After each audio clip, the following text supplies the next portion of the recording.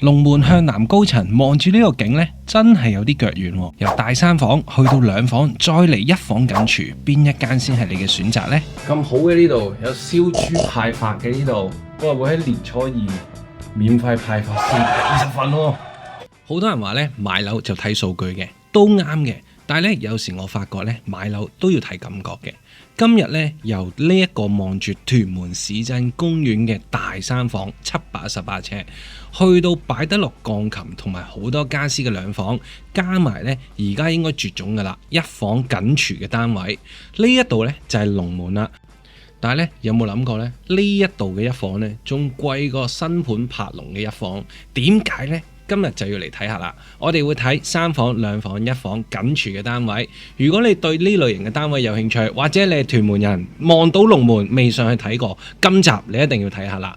咁而家就即刻睇片，記住俾 like 同訂閱啊！我嘅 YouTube channel 而家就即刻出發。如果對樓市資訊有興趣，可以撳影片資訊欄嘅 WhatsApp link 加入我嘅 WhatsApp 社群。而家就即刻出發。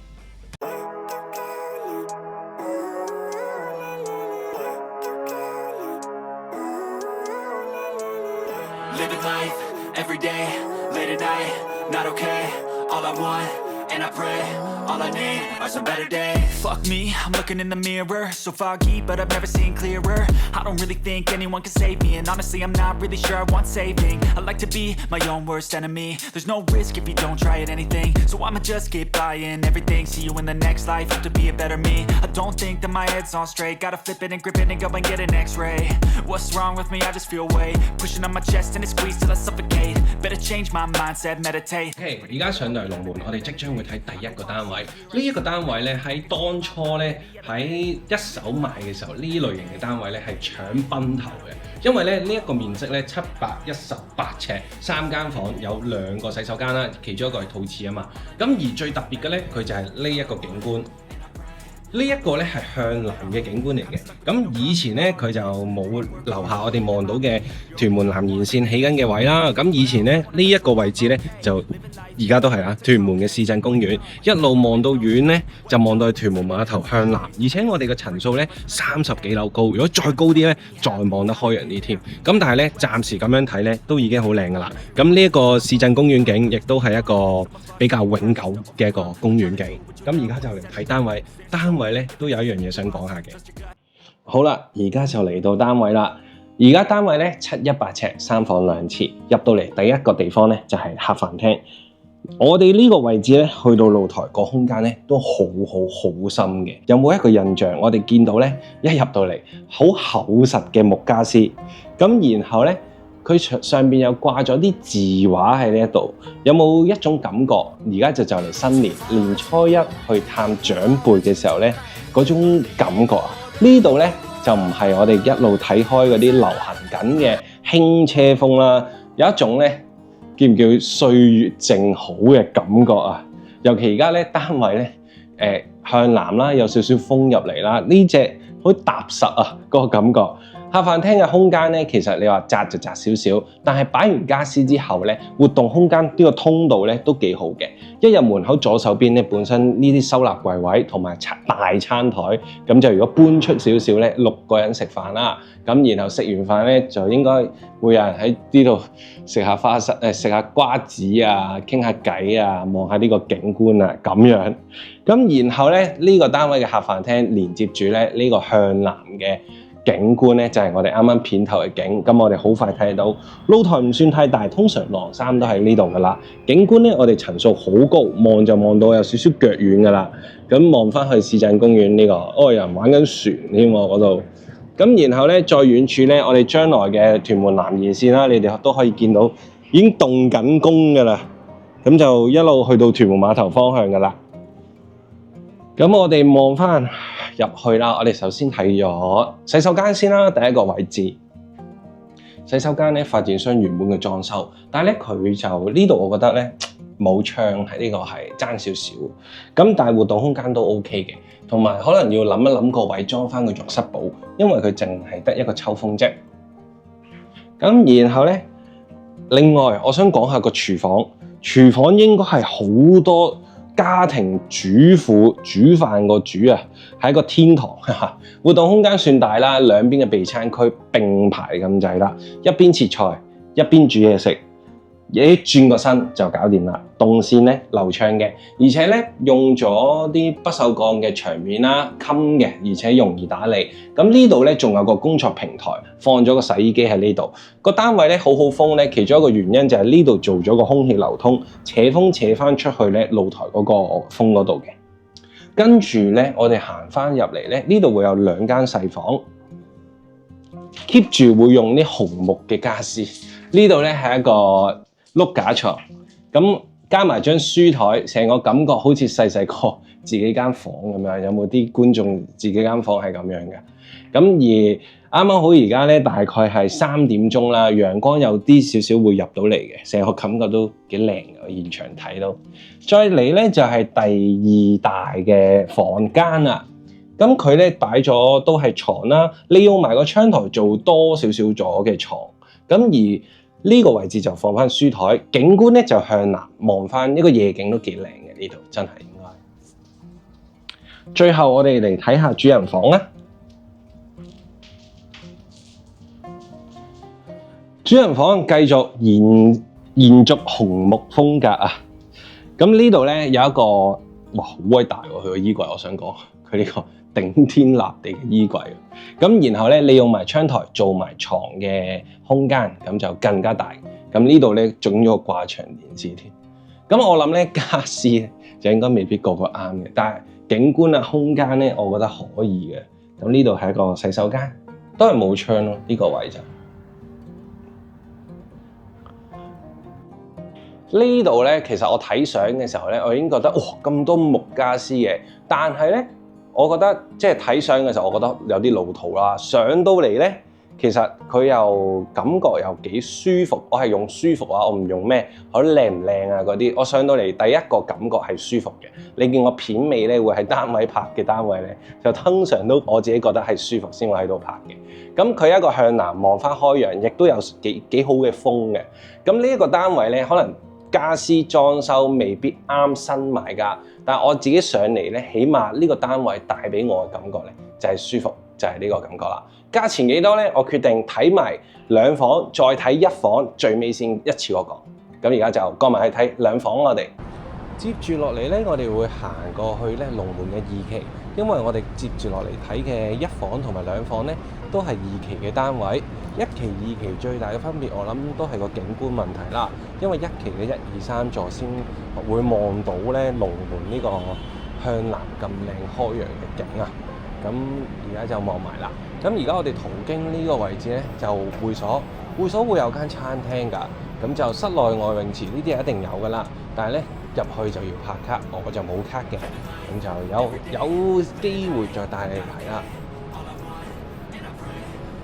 呢度咧就係電梯入邊嘅內容啦，企嘅人數都幾個嘅，可以企到都9個人嘅。咁官方規格咧，呢度企到14個人添，就1100公斤啊，都幾靚嘅，啲配色啊都係唔錯嘅，容易接受嘅。嚟到第2間啦，呢間2房咧483尺，第一眼咧我自己會覺得啦，哇好多家私喎，但係咧又咁樣諗喎。佢好多家私，譬如梳化、電視櫃、鞋櫃唔細㗎，仲要跟住餐台，仲擺埋個鋼琴添。咁多嘢都擺得到咧，其實證明佢個間隔咧是正嘅。咁而且雖然活動空間唔多啊，但係都叫有。咁如果你係一個冇咁多家私、簡單主義嘅，可能掛牆電視啦、梳化冇咁深啦，或者你冇鋼琴啦，咁就純粹係一個餐台位嘅話咧，個活動空間咧即刻會闊落咗好多嘅。咁而呢個客飯廳咧，佢嘅家私擺位而家已經係擺到最盡添㗎啦，我諗。咁你係可以因應個情況，到時你哋再決定。但係間隔咧就我滿意嘅，因為你咁多樣嘢都擺到，咁啊已經挑戰咗個極限啦。景觀咧呢邊咧佢會向翻西邊嗰邊方向，咁變相咧而家我哋上嚟咧係3點，而家3點半啦，咁就開始西斜都入屋㗎啦。咁景觀我哋呢度係西鐵站嘅站頂。咁然後遠處見到悅品酒店啦，呢邊咧其實以前有個新聞啦，喺我真係上一次嚟到龍門2022年嘅時候，嗰陣話呢度會有啲商業大樓發展嘅喎，唔知而家點樣呢？咁啊，然後咧呢邊嘅景觀就係龍門嘅內園位啦。跟住咧，我哋咁樣嚟睇翻單位裏面嘅客飯廳，其實唔細嘅，只不過係多家私啫。咁然後咧，再嚟就係睇下廚房啦。廚房咧，我第一個幾滿意嘅地方就係呢個空間，因為咧好多兩房佢哋嗰個闊度咧窄到成個行獨木橋咁樣。咁呢度咧大概都有3尺闊嘅，咁兩個人同時間幫下手就唔會打大交啦。咁而另外喺加分位咧就呢度工作平台。工作平台咧就唔會攞嚟晾衫嘅，因為油煙會抽喺呢度嘅。但係咧地拖掃把、雜物、砵啊、鞋啊嗰啲就可以放喺呢一度啦。咁白色嘅呢個工作台就簡潔啦，容易打理啦，不鏽鋼面呢啲位就咁。電器就佢西門子以前留落嚟啦，咁啱用就用咯，唔用其實好多都會換噶啦。咁之後咧，我哋再嚟睇咧就係2間嘅房啦，房間都係做晒家私嘅，一個到頂嘅衣櫃連接住呢一張嘅單人床，利用埋窗台做埋書台添。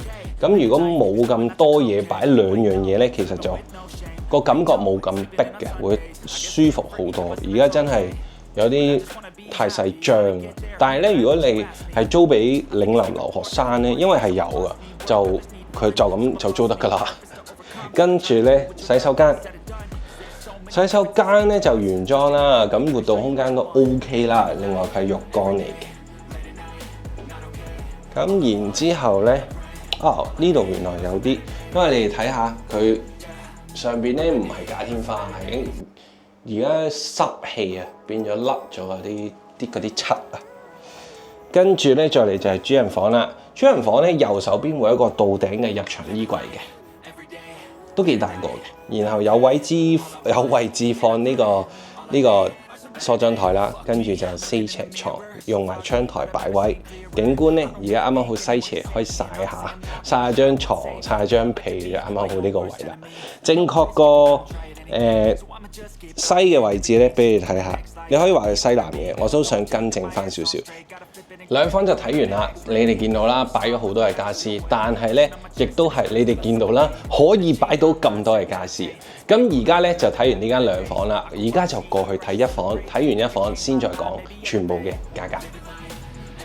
咁好嘅呢度有燒豬派發嘅呢度，哇！住宅業主分委會員成功向屋苑保安會所清潔。有咩啦？贊助商爭取贊助燒豬費用喎，我話會喺年初2免費派發420份喎，勁正喎！呢度就嗰個電梯大堂，闊度咧大細都係差唔多，不過個顏色裝修咧好似1期嗰度靚啲，你哋覺得咧？好啦，嚟到呢一間嘅1房單位，1房咧好多人應該會覺得，甚至乎我都會覺得咧。單位應該係細間嘅啫，但係咧反而呢一個單位咧，嗱呢度就係門口位啦。一入門口咧會有一個獨立嘅玄關位，呢度如果做一個大鞋櫃啦，或者係一啲儲物櫃咧，收納量應該係驚人嘅。尤其咧你可以做到頂添。咁然之後咧，客飯廳嘅闊度咧都有驚喜嘅。你可以擺梳化電視機啦，然後喺主人房隔離呢一個位置咧。再擺餐台，或者咧喺呢邊都得。咁而如果1人單位，即係1房單位，住嘅人數可能1至2個人咧，其實呢個空間我覺得係 OK 夠嘅，綽綽有餘嘅。咁而單位裏面嘅景觀咧，佢會望翻一個向仁愛堂嗰邊嘅山景。